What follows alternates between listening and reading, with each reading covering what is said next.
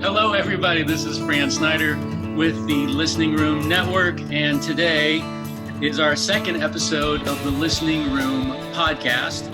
And our very special guest today is Aaron English, a fantastic singer-songwriter who's been part of our network for a few years. So please welcome, with a big round of applause, all of you in internet land, Aaron English. How are you, Aaron?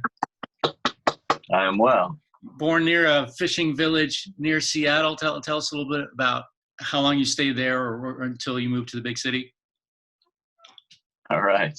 Yeah. I'll tell people I'm from Seattle, but I grew up in a little fishing village called Gig Harbor, which is now a place you live in order to commute to Seattle. But it used to be salmon or bust. And I'm now living in Nashville. Yeah. So you were in Seattle for most of your life, right? Yes. Okay. Yeah. Moved to Nashville this year. And you haven't really lived anywhere else for a significant amount of time? Right. Other than spending a life touring, of course. Right. So, which gets complicated. Yeah. So what prompted the move to Nashville? I mean, there's the obvious thing, but was there a particular thing that said, now was the time? And yeah, it's an opportunity to be in the thick of what's going on with the music and the music business. Mm-hmm. If you're going to live somewhere and tour and come home to somewhere, why not be in that place where everything is happening? Yeah. So it's just a matter of improving the odds. I suppose LA could do the same thing, but yeah, Nashville's a lot easier to live in than LA. I've suspected for a long time, so here I am. All right, cool. And so, how long has it been now? When did you move to Nashville? January 2019. Okay, so it's still your first year there. So other than making travel maybe a little easier, how's it changed your life so far? Like how do you music differently now than you did in Seattle? Like, cause you're leaving behind a band in Seattle. You had at least a good half of your band lived in Seattle, right? Yeah. But Nashville is full of people who are full on music all the time. And there's no other city in the world that you can really say that. That makes a big difference. Everybody's playing the same game you are. It's a bit like being in college, being in a university where everybody is kind of on the same page that you are. Right. And you see them everywhere you go. Everybody in the room. That's a lot of fun. Yeah. And the business of music is always changing. And you find out here first. Gotcha. Well, whatever has changed in the touring world or in so much of music is online now. So the new ideas that Spotify has or Apple has, all of a sudden everybody in Nashville knows about it, or at least the people that choose to keep up on the business. You've got so much of the industry right here, and you could say that about LA as well, and then no place else in the country. Everybody here who's making a living from music as publishers and record labels and booking agents, they got their fingers on the pulse of what's going on. And as you may have noticed, the world has changed really fast thanks to things like, well, cell phones above all, increasingly cell phones above computers. But that's changed the way that we interact, the way that we spend money, the way that we discover music and listen to music. So I run into people all the time here in Nashville who have some great idea about, hey, because Facebook does this, because Instagram does this, because Spotify does this, I'm going to try this. It's exciting to be amongst the folks that are looking at what's new and seeing what it can do for the cause of music. Yeah, I guess I'm assuming that you have the good fortune of already knowing a bunch of people in the industry there, certainly plenty of musicians. So it's not like you're showing up totally green without any connections. It seems like you already feel like you're somewhat in the inner circle. even after being there only 8 months, where I've heard stories of people that, it takes 5 years before you feel like, you even feel slightly a bit connected. That's true. Yeah. It helps that I've been doing house concerts, that I've been touring for a long time, so that I'm also established as a musician. I know what my music is, and I know I can make a living as a touring artist, and all of those things are a big separator as well. If you aren't coming to Nashville cold, right, and scared and desperate, maybe, that makes a huge difference. Yeah. So it was fun to, it was a reminder to me that I wanted to do this interview with you. And I caught, another interview that you did recently. And you talked on there about your parents being teachers. And despite being a piano player, that there's something about the guitar that almost makes you, appreciate it more. And it reminds me of the constant push and pull with guitarists and piano. Like every guitarist wishes he could play piano, and every piano player wishes he could play guitar. But I found the way you described it. What is it about the guitar that so appeals to you? It's more like the human voice. That, above all, is what appeals to me most. The piano is a very Baroque instrument, and Johann Bach just said, "You got 12 notes. That's it." And with a guitar, you've got infinite numbers of notes, and especially if you're out of tune. Yeah, that's the blues, baby. And the American genres, blues, jazz, rock, and soul, and they came from the guitar primarily, the ability of the finger to slide up and down the neck and reach infinite numbers of notes. And that's more like the human voice. You can use the finger more like the human voice. You can create vibrato, expression. You can slap. You can pluck. Not to disparage the piano. Right. The piano was only supposed to do a certain number of things, and it does them very well. Yeah. Yeah, because, as a guitarist, we're jealous of the fact that it's all laid out for you in a straight line. Mm. With guitars, you got these overlapping scales, which, once you master them, it helps. But there's some chord shapes that just, and you can play 10 notes at once with the piano as opposed to just 6 on the guitar. Mm-hmm. So yeah, I found that interesting. The idea that focusing on an instrument that makes you crave another, so to speak. What you said, your parents were teachers. What did they teach? They taught teaching. That's elliptical, I guess. Yeah.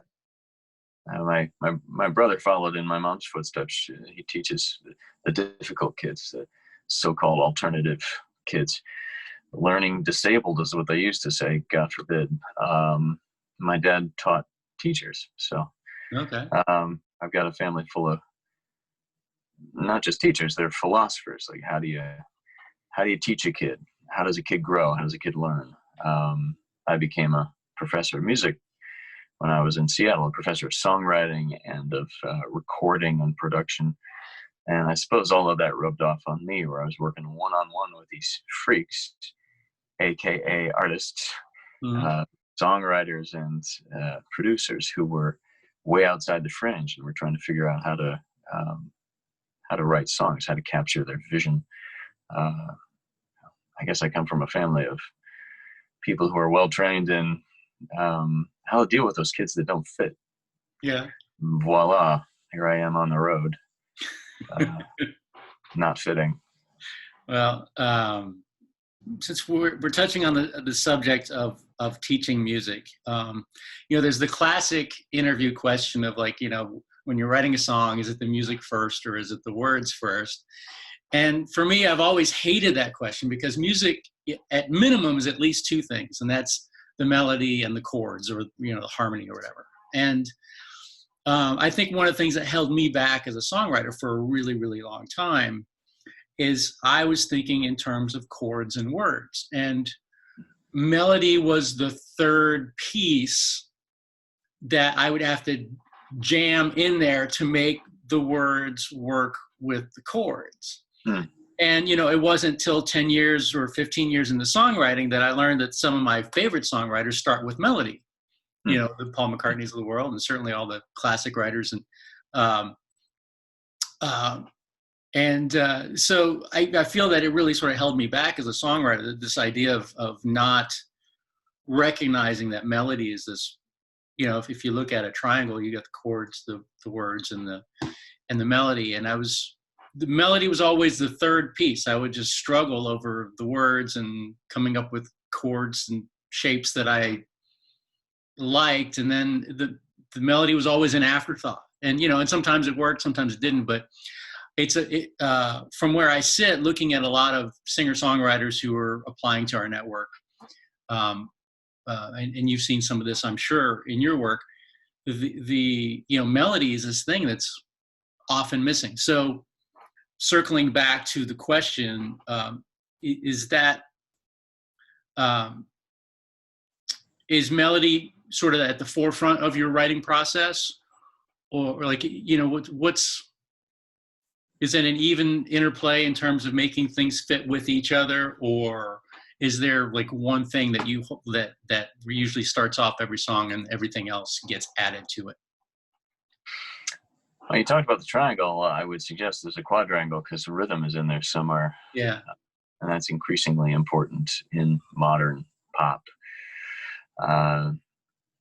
Nowadays, in pop at least, it's really common for some producers to throw together a track and then hand it to some 14-year-old girl for her to come up with a great hook. She'll be writing the melody and the lyric over the top of it. At that point, the chords and the rhythm are already fixed. I think in folk, it's much more common for the lyrics to take precedence. Mm-hmm. You really have something to say, and that in a listening room concert, people will be listening to the lyrics much more than they might on the radio. So I think if you're going to be touring listening room network, for instance, then you're going to start with the lyrics, or at least have a very clear idea of what you're going to say. That has to be a genre dependent consideration. Yeah.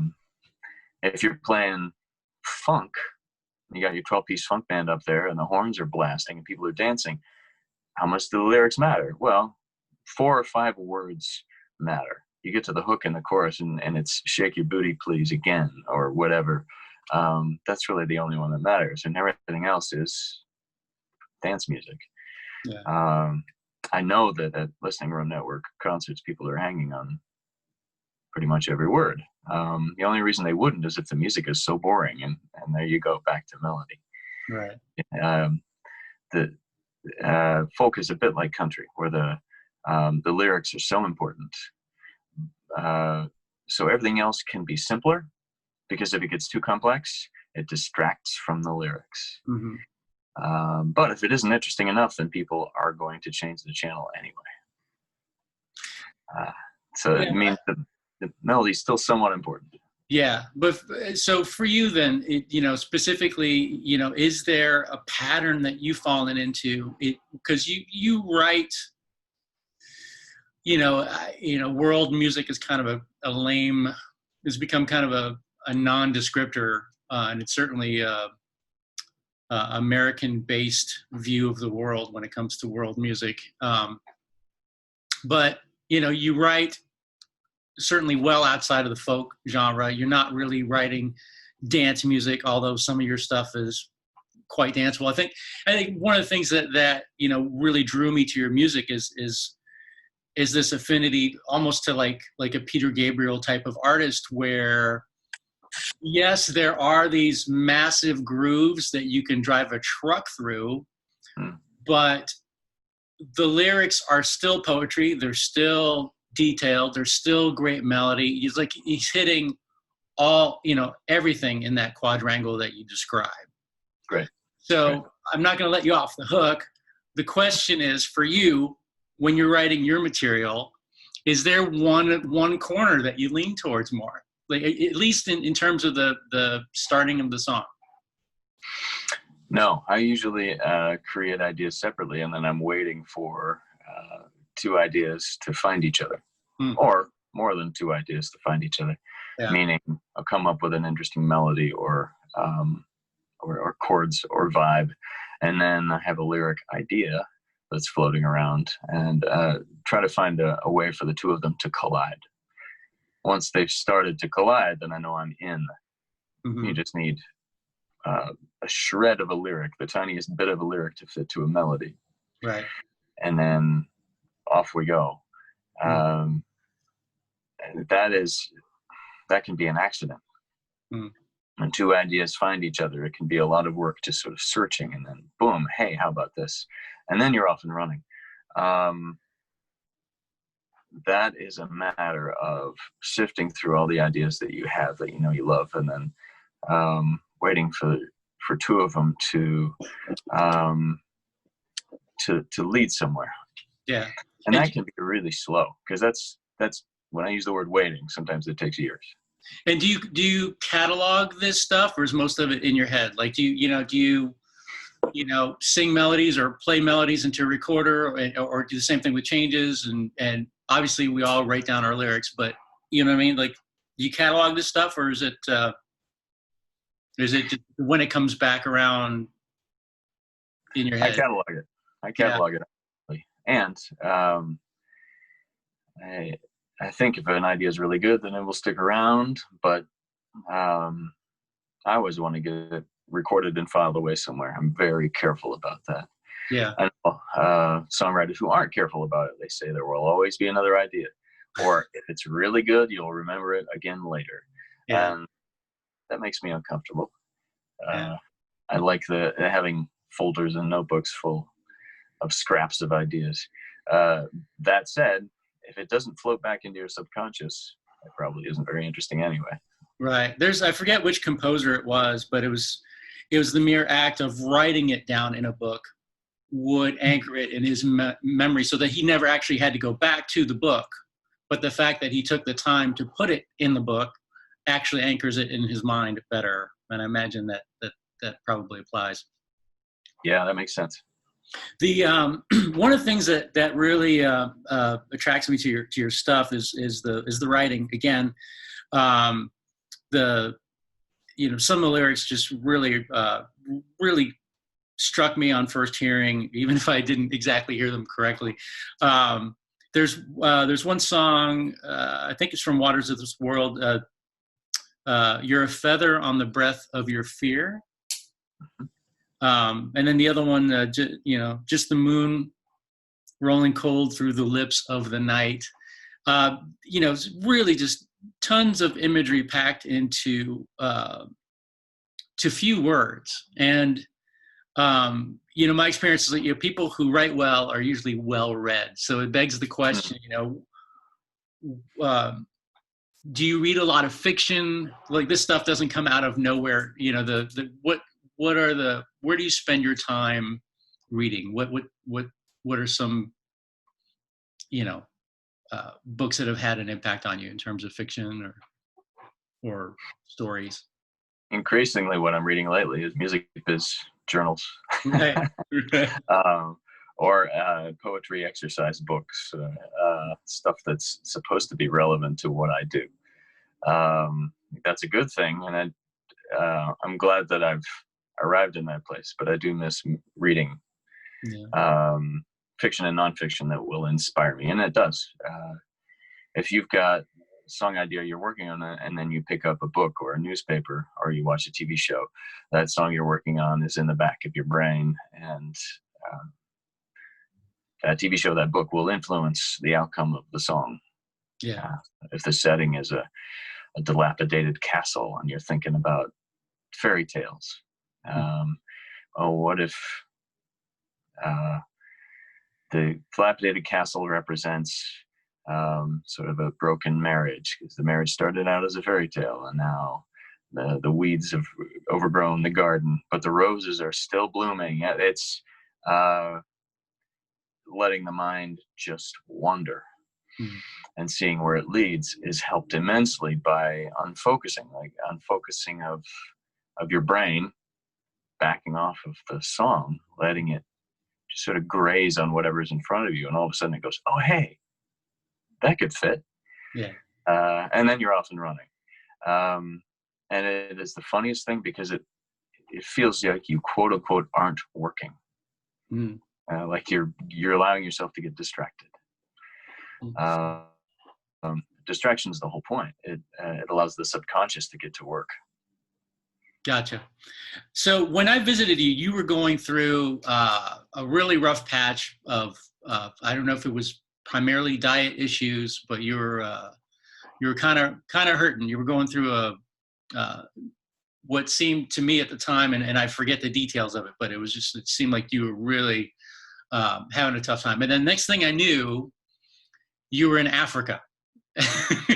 so I was kind of blown away with this idea that, most people, and again, from the Western point of view, probably not so much Europeans, but North Americans, the idea of going to Africa and all the shots, inoculations, and malaria, and all the things that create, certainly discomfort, if not outright fear, about traveling to Africa. I can't imagine taking that on as someone who's got, a very, very strict diet that's keeping them healthy. So I'm curious, was Africa more or less challenging than you expected? And I guess if you can just kind of touch on some of what you were going through there would be kind of enlightening. And it's funny, so many of the singer-songwriters I know have diet issues. And it has become a joke. I'll go to a listening room network host's house, and they will have anticipated that I have food allergies, or that I'm a vegetarian, or something very particular, very fussy, because all of the other artists did. They expect artists to be sensitive, and I guess that's the whole point. When you're really hyper aware, then I guess you're open to creative ideas. But I was on a course of antibiotics for a very long time as a teenager, and I should not have been. And my stomach has had issues ever since, and that does make it more difficult to tour. I got off the road for a little while and focused on an allergy diet. And Fran, I think that's the period at which you remember I had like 23 ingredients I could eat. Right. They were all bison and watercress and jicama and escarole. Nothing that's easy to come by. And I did go to Africa while I was still on this diet. I started a charity to support music programs for kids down there. And it was easier than you might have expected to stay on an allergy diet because ingredients are simple. And the youth programs that hosted me, an orphanage or a school, they wanted to make sure that I was okay, that I was happy, because I was there to volunteer and help with the music program. So they would have a cook make exactly what I needed. And ingredients are so much simpler there that it wasn't that hard. They just needed to know I could eat goat and potatoes. It's once I started touring Europe that it got more complicated, and I ended my allergy diet after 2.5 years of this 23 ingredients and change. I ended it in Italy on my first European tour because the Europeans the Americans have so many more ingredients, even if it's just preservatives, and I couldn't read any of the ingredients in Europe. So Africa was just fine, and I got to Italy, and my friend had a birthday. He lived in a villa out in the countryside in southern Italy, and his grandmother and his neighbors and second cousins all showed up with his Italian buffet, wine that they had squeezed next door, and pizza upon pizza from all fresh local ingredients. And that's the moment in which I said, all right, I'm done. The Europeans absolutely made it impossible for me to stick to allergy diet. But in Africa, there's a goat in it, and a chili pepper. Enjoy. Oh, and here's some rice. That's great. There was something that you mentioned in another interview. You were talking about communicating across the gulf of culture. Mm-hmm. Music can communicate beyond language, but also beyond cultural boundaries. So our differences can seem impossible to resolve, and then I think that's where art can be so powerful. All of a sudden, people who had never looked at things a particular way or had never considered interacting with somebody from a particular culture, all of a sudden, music melts that boundary. I'm particularly excited about writing and recording with people from other cultures because you find a way into each other's understanding. You find a way to make music that fits your musical world and fits theirs.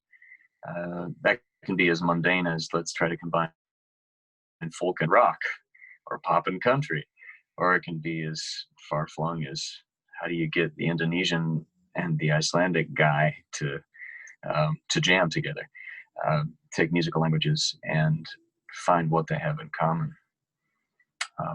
A lot of my songwriting stems from that place, creating a jam with somebody from another musical culture. It really isn't that different if you're trying to combine classical and rock, as opposed to Romanian folk music and Kenyan folk music. The same gulf of a lack of understanding, and you just sort of peck away at it until you find a way in, regardless of who the parties are that are involved. Yeah.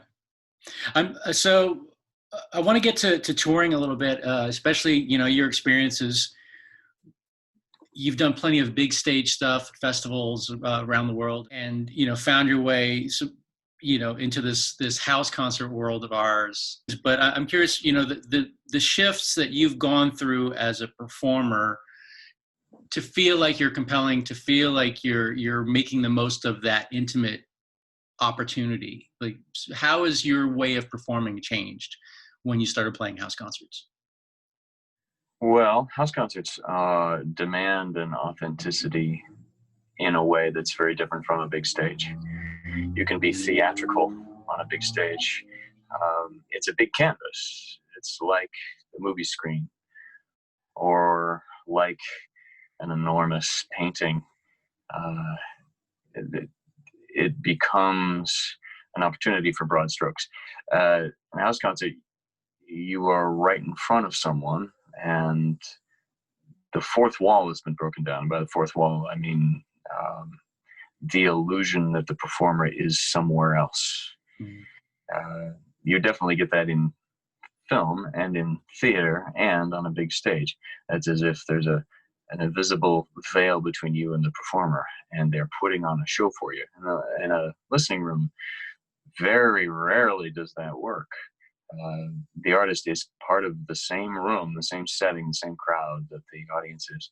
And that really changes the dynamic. There's an intimacy there that demands an immediate connection. Otherwise, it doesn't feel authentic. You're even in a larger room like a theater, if it's a singer-songwriter and that songwriter is solo and the audience is in the dark and the lights are on the singer-songwriter, it's still kind of the same dynamic. There's still this come right into my world through my eyes and through my words. Whereas if I've got a 7-piece rock band and it's a festival in Chicago and everybody's drunk, it's let's dance. And you have a license to put on some of that rock god jive and get away with it. The sense of otherness is simply not there in a listening room. It's you and the audience participating together and collaborating in what happens in every moment.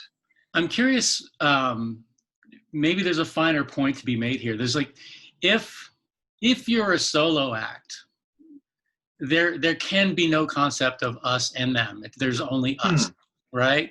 Okay, yeah. But if you're part of a band, I would say, you know, as long as there's two people on stage, there can be this sense of us and the audience, right? Yeah. So I wonder how much of that is from your experience of playing a solo show versus a band show, as opposed to a house concert versus a larger space. What do you think? That makes a lot of sense. Absolutely. As a solo act, I was always jealous of a band being on stage, because if the crowd isn't responding, you still have each other, you know? But the singer-songwriter is almost like the comedian, you know? If a comedian tells a joke and nobody laughs, the effort seems futile, right? If you're in a band up on a big stage and you're giving it all you got and the crowd just isn't responding, well, you can look at each other and say, you know what, we're having fun, and it doesn't matter what they think. But as a solo act, I think it's a tougher to find that mental space of like, yeah, I know I'm killing it, even though they're you know, watching TV. I want to, I guess, finish up by talking about how people can find you. Did you do the Patreon thing? You've got a Patreon page set up? I do, yeah. And your website it's aaronenglish.com. We'll put that in the show notes. Yes. What are you working on right now? A couple of things. I'm always planning tours, and Nashville has really emphasized the songwriting, which was kind of the point. I've gotten off the road on a cycle of 200 gigs a year. I was touring nonstop with Elizabeth Harza for 2 years straight, and that was great. But the big shift was go to Nashville and write. And in addition to new material, also remixed and remastered older music and re-releasing it. You had mentioned my first album, All the Waters of This World, that is remixed and remastered, and we'll re-release it, and that's exciting because we made these first couple of albums just any which way you could. I've been working that way for years, recording in the attic in a villa in Italy, or in an orphanage in Africa, or wherever the inspiration strikes. Capture it, get it on an album, and keep moving. Now to revisit all those tracks and to make them sound even better than ever has been really exciting. To give them a depth and a punch that is more than they had before. So it's been a revisiting year, polishing everything up, making it sound even better. Is there a target for releasing this stuff? End of this year, I'll start doing that. Something's going to be released through your Patreon, or are you putting out a CD? I'm putting it out widely. Yeah, wide release. Okay, nice. Aaron, I'm grateful to know you as a friend, as a musician, and I miss the fact that we don't get to do this on the phone as often as we should, but I'm glad to get it on video and kind of share a little bit about what you do and how special your music is in our network and beyond. So thanks for making a little time today. Hope to catch up with you soon. Thanks, Fran. All right. Aaron English, everybody.